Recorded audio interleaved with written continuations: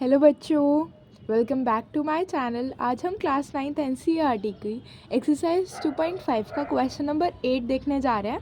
तो अगर आपको वीडियो पसंद आए तो आप ज़रूर सब्सक्राइब करें और चलो पढ़ते हैं। Question number 8 is factorise 8a³ + b³ + 12a² b + 6ab²। So ये एक टाइप की आइडेंटिटी होती है जो कि हम लोगों ने पढ़ी हुई है। तो बस उसी आइडेंटिटी के बेसिस पर हमें ये क्वेश्चन सॉल्व करना है। ठीक है, सुपर इजी। सो मैं आइडेंटिटी यहाँ पे लिख देती हूँ। यूजिंग दी आइडेंटिटी क्योंकि आपको यहाँ पर दिख रहा होगा कि यहाँ पर क्या है, ए का क्यूब, बी का क्यूब, फिर a² भी है और फिर ab² है ना। तो ये आइडेंटिटी आपने पढ़ी हुई है। क्या आइडेंटिटी होती है? a³ + b³ + 3ab मल्टीप्लाई में a + b। या आप इसे ओपन करोगे तो कैसे आता है? a³ + b³ + 3a² b + 3ab² है ना। तो ये जो पूरा पॉलिनॉमियल है इसे हमें इसी एक्सप्रेशन की फॉर्म में लेकर आना है। ठीक है, तो सबसे पहले तो a का क्यूब बनाना है, मतलब हमें इस नंबर का होल क्यूब बनाना पड़ेगा। सो 8 2 का क्यूब होता है, 2 2 ज़ा 4 2 ज़ा 8 है ना। तो हम इसे 2a के होल क्यूब की फॉर्म में लिख सकते हैं। देखो हम यहाँ पे लिखते हैं 2a, अगर मैं इसका होल क्यूब कर दूँ तो हमें क्या मिलेगा? 8a³ है ना। प्लस में यहाँ पर क्या है हमारे पास? b का क्यूब है ना। तो इसका कोफिशिएंट क्या है? 1 है। b का क्यूब है ना, तो उसका कोफिशिएंट क्या है? 1 है। और 1 अपना ही क्यूब होता है, अपना ही स्क्वायर होता है ना। तो आप यहाँ पे 1 लिख सकते हो, या अगर आप चाहो तो इसे स्किप कर सकते हो, आप डायरेक्ट b का क्यूब लिख सकते हो। प्लस में अब हमें क्या चाहिए? आइडेंटिटी में देखो 3a² भी है ना, 3a² भी चाहिए। और यहाँ पर क्या है? 12a² भी। ठीक है, सबसे पहले 3 लिखेंगे। अब a का स्क्वायर करना है। आप यहाँ पे ध्यान से देखो तो हमने यहाँ पर a का क्यूब करा था, तो मतलब जो नंबर यहाँ पर है वही नंबर तो यहाँ पर है ना। तो यहाँ पर a क्या है? 2a है ना, इसका ध्यान रखना है आपको। इसका स्क्वायर कर दो इनटू b क्या है? 1b लिखो या b लिखो, एक ही बात है ना। प्लस में 3ab² है, तो 3ab² है, तो सबसे पहले हम क्या लिखेंगे? 3 लिखेंगे। अब हमारे पास a इंटू b² है। a क्या है? मैंने अभी आपको बताया था 2a इसका, और b का स्क्वायर। ओके, अब कुछ नहीं करना, हमने इसे इस फॉर्म में लिख दिया। अब आप डायरेक्ट इसे किस फॉर्म में लिख सकते हो? a + b का होल क्यूब है ना। आप इसे डायरेक्ट इसी फॉर्म में लिख सकते हो क्योंकि हमने इसे इस फॉर्म में लिख दिया है। तो यहाँ पर डायरेक्टली लिख दो 2a + b का होल क्यूब। आप चाहो तो इसे 3 बार रिपीट करके लिख सकते हो। 2a + b मल्टीप्लाई में 2a + b मल्टीप्लाई में 2a + b, and that's your answer. Second part देखते हैं। 8a³ - b³ - 12a² b + 6ab²। तो यहाँ पर a का cube minus b³ minus a² b + 6ab²। तो ये कौन सी आइडेंटिटी है? a³ minus b³ minus 3a² b + 3ab²। ये है a minus b whole cube. तो हमें इसे इसी फॉर्म में लेकर आना है। सबसे पहले इसका होल क्यूब खोलना पड़ेगा, तो ये हो जाता है 2a का होल क्यूब माइनस b का होल क्यूब है ना, माइनस 3 × a², मतलब a कितना है यहाँ पे? 2a है, और a का स्क्वायर है तो यहाँ पे और b है, तो b + 3 × a कितना है? 2a, और b का स्क्वायर मतलब b, इसका स्क्वायर कितना हो गया? b इस फॉर्म में आ गया, तो इसे हम a माइनस b के होल क्यूब की फॉर्म में लिख सकते हैं। कितना हो जाएगा? 2a minus b whole cube, क्योंकि a क्या है? 2a है, और b क्या है? b है। अब इसे आप फर्दर और ऐसे करके लिख सकते हैं 2a minus b multiplied by 2a minus b multiplied by 2a minus b. This is your answer. Third part देखते हैं. 27 minus 125a cube minus 135a plus 225a square.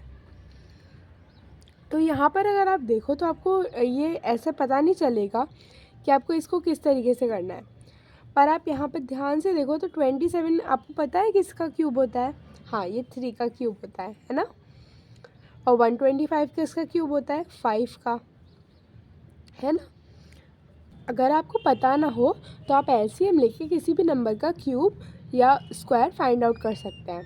तो इसे सॉल्व कर लेते हैं. इसके में भी वही आइडेंटिटी बनेगी. सबसे पहले क्या है हमारे पास, 3 का क्यूब है ना, 3 का होल क्यूब माइनस 5a का होल क्यूब. क्योंकि आप 3 का होल क्यूब खोलोगे तो आपको 27 मिलेगा, माइनस 5 का क्यूब इज़ 125a क्यूब, है ना, माइनस 3a स्क्वायर बी. मतलब a क्या है यहाँ पर हमारा 3, इसका स्क्वायर करना है, और b क्या है 5a, है ना, plus 3 into A B square. a कितना है 3 और b कितना है हमारे पास 5a. इसका कर दो स्क्वायर, है ना. तो अब हमारे पास क्या हो गया, a cube minus b cube minus 3a square b plus 3ab square, है ना. तो इसे अब आप कैसे ओपन करोगे मुझे बताओ. अब तो आपको आता होगा कि इसे a माइनस बी के होल क्यूब की फॉर्म में हम इसे लिख सकते हैं. तो a कितना है 3 और b कितना है माइनस 5a. b कितना है 5a और माइनस का साइन लगेगा, है ना. इसका कर दो होल क्यूब. आप चाहो तो इसे 3 टाइम्स लिख सकते हो. 3 माइनस 5a, 3 माइनस 5a और 3 minus 5a. Answer. Okay. Fourth part देखते हैं. 64a cube minus 27b cube minus 144a square b plus 108ab square. इसे कैसे करना है देखो. सबसे पहले 64 किसका क्यूब होता है, तो 4 का, है ना. 4 4 से 16, 4 से 64, 4a का होल क्यूब माइनस 27 किसका होल क्यूब होता है 3 का, तो 3b इसका होल क्यूब माइनस 3 इंटू ए स्क्वायर बी. ए कितना है 4a, इसका स्क्वायर